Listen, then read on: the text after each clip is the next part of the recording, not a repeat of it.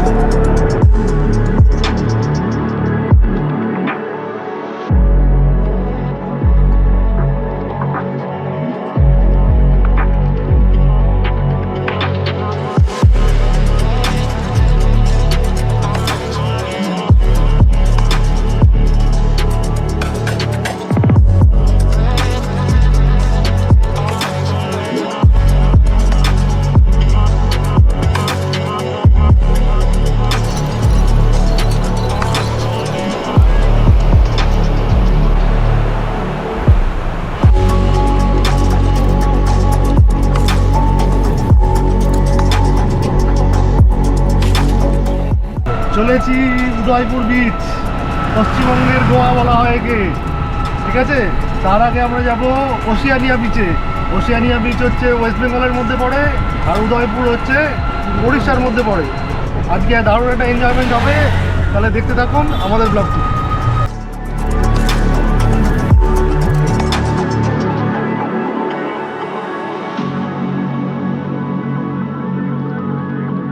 এখন বাজে বেলা 10টা সাড়ে 10টা হবে। তো সকালে আমরা ব্রেকফাস্ট করে আমরা টোটোয় করে চলে এলাম এই মিনি গোয়াতে। তো আমাদের 100 টাকা করে নিল রিজার্ভ টোটো, আমাদের উড়িষ্যার গোয়া। নাকে ভেসে আসছে ডিম ভাজার গন্ধ, মাছ ভাজার গন্ধ, চারিদিকে শুধু মাছ ভাজা ডিম ভাজার গন্ধ। শুধু জিন্দা হয়।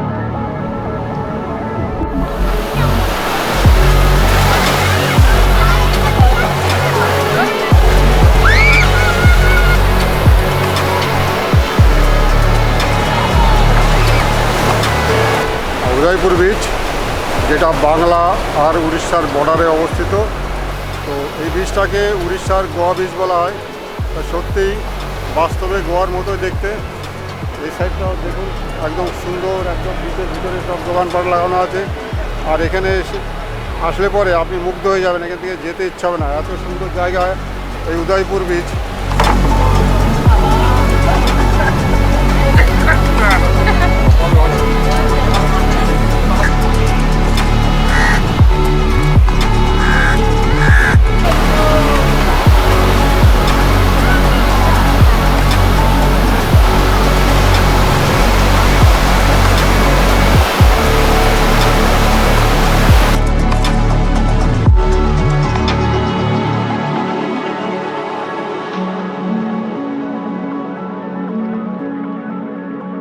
তো ডাক্তারবাবু, কেমন লাগছে বলুন?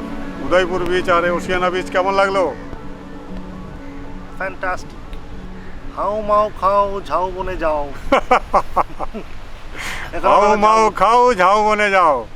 তো আমরা হাও মাও খাও এখনো করতে পারিনি, এখান থেকে ফিরে যে করব কোথাও। সকালে শুধু ব্রেকফাস্টটাই করে এসেছি। জুলাইয়ের প্রায় শেষ হতে চললো, অথচ চাকদার বাজারে ইলিশের দেখা নেই। তা আমরা ভাবলাম ইলিশ সব গেল কোথায়, নিশ্চয়ই দীঘাতে গেলে পাবো, কোলাঘাটে পাইনি। দীঘাতে শঙ্করপুরের বাজারে যে সকালে গেছিলাম, সেখানে গিয়েও দেখি সেখানে মাত্র 2 ক্রেট ইলিশ এসছে। যারা মাছ ধরে জেলেরা সব হতাশ, আড়তদাররা সব হতাশ, ইলিশ এবার পাওয়া যাচ্ছে না। ইলিশ সব তাহলে গেল কোথায়? তো বলছে বৃষ্টি কম হয়েছে বলে ইলিশ বাবাজিরা এবার আর আমাদের পশ্চিমবঙ্গ মুখে হয়নি। তাছাড়া নাকি জামাই ষষ্ঠীতে জামাইরা এত পরিমাণে ইলিশ খেয়ে ফেলেছে যে ইলিশরা সব বিক্ষোভ করেছে যে তাদের এত ধরা যাবে না। সেই কারণে ইলিশটা এবার নাকি ঘষা হয়েছে, তারা আসছে না। তাই জন্য আমরা বরুণ দেবের কাছে প্রার্থনা করছি তাড়াতাড়ি বৃষ্টি নামান, যাতে ইলিশটা লোভে আমাদের এখানে এসে ডিম পাড়তে আসে, সেই চেষ্টা চলছে। হ্যাঁ, এই টুপিটা কিন্তু আমার মানিয়েছে মনে হচ্ছে, তাই না? ডাক্তারবাবু নিয়েছে। হ্যাঁ, কর্নেল মনে হচ্ছে। কর্নেল সাহেব হাজির হ্যায়।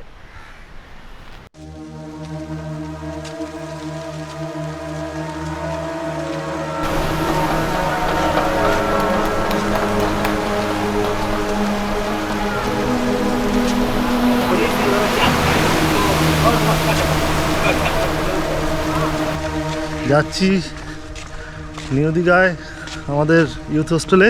খুব অল্প খরচে আমরা একটা এসি রুম নিয়েছি। রুমটা একেবারে জাহাজ বাড়ির সামনে, এই ওশিয়ানিয়া রিসর্টে।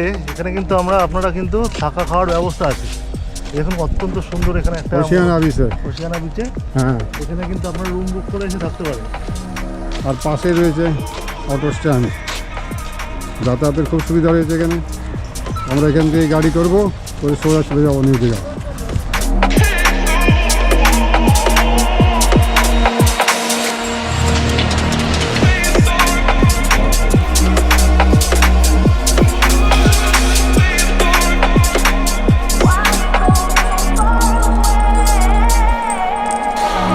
আমরা আজকে এসে পৌঁছেছি নিউ দীঘার নিউলি ওপেন রেস্টুরেন্ট খাও ভরপেট।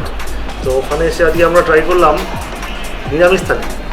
তো নিরামিষ থালিতে দেখবো সুন্দর করে কাঁসার থালাতে বেশ, তার মধ্যে কলা পাতা দিয়ে বেশ সাজানো, একদম অথেন্টিক ট্র্যাডিশনাল একটা ডিশ দেখতে পাচ্ছি। সেখানে রয়েছে আপনার একদম সুন্দর বাঁশকাঠি কালারি ভাতই মনে হচ্ছে, আর তার সাথে বেগুনি, পটলের ভাজা, ঝুড়ি করে ভাজা, আলু ভাজা, আর মুগ ডাল মনে হচ্ছে, মুগ ডাল, আর মিক্স ভেজিটেবলের একটা তরকারি, আর আলু পটলের একটা তরকারি আছে, আর রয়েছে চাটনি, আর টমেটো চাটনি, আর হচ্ছে আপনার একটা কমলা ভোগ আছে, আর তার সাথে একটা পাঁপড়। দেখে বেশ সুন্দর লোভনীয় লাগছে। এই থালিটার প্রাইস আছে হচ্ছে 230 টাকা পার হেড।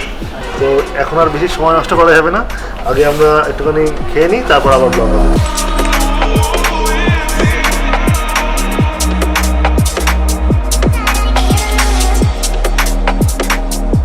খুব তৃপ্তি করে খেলাম, খুব ভালো লাগলো। তো এই জায়গাটা একদমই খুবই সহজ আসা। নিউ দীঘা স্টেশন থেকে জাহাজ বাড়ির দিকে আসতে ডান হাতে পড়বে। চলো যাই লাল কাঁকড়ার দেশে।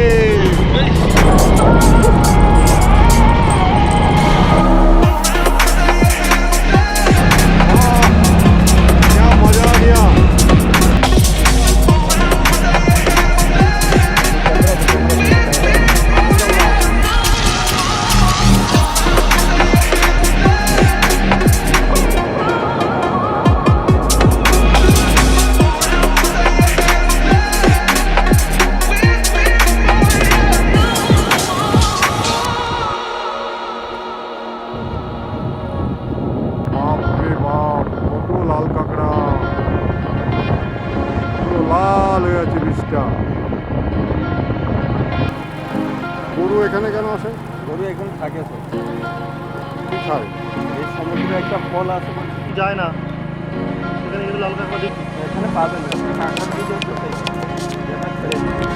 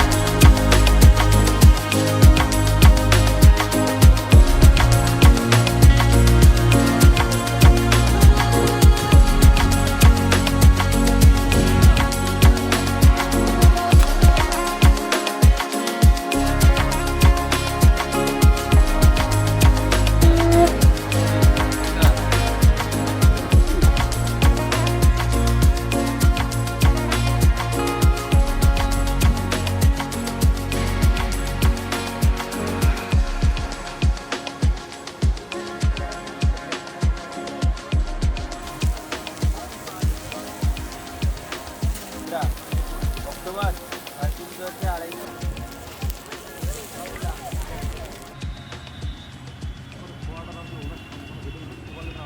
ও সুইমিং পুলের লাইটটা কত সুন্দর লাগে।